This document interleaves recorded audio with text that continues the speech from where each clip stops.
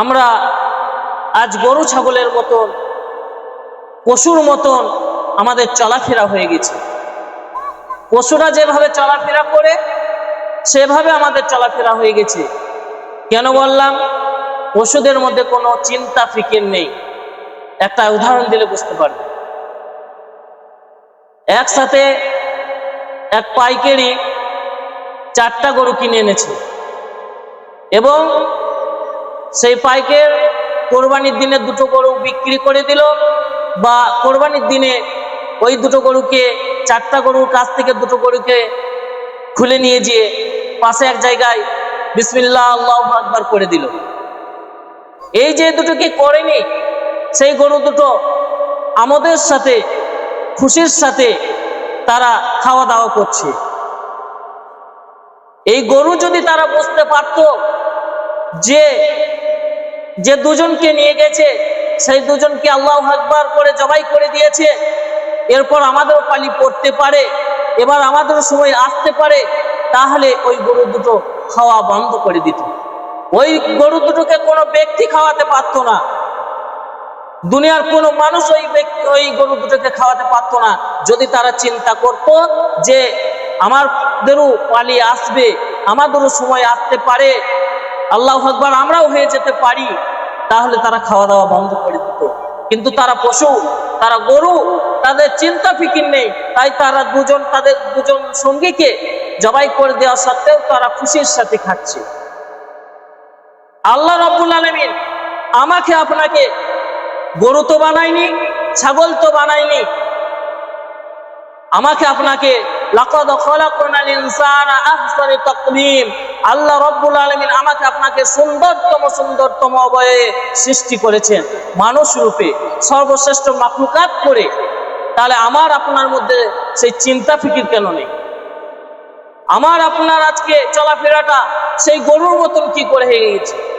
আমি আপনি তো সেই কসাইয়ের জবাই করা গরু নয় যে আমার আপনার মধ্যে চিন্তা থাকবে না।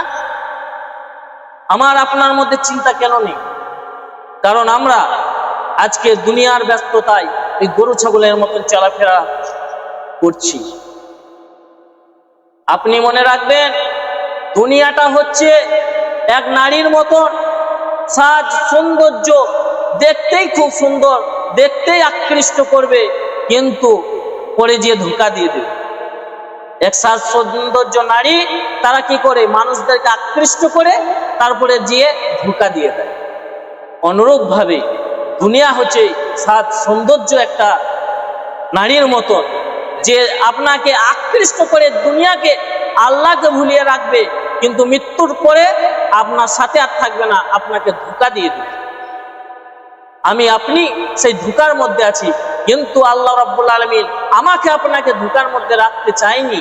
ওই জন্য আল্লাহ রাব্বুল আলামিন বলে দিয়েছেন কোরআনের মধ্যে, বাল তুসিরুনাল হায়াতাদ দুনিয়া ওয়াল আখিরাতু খায়রু আবকা।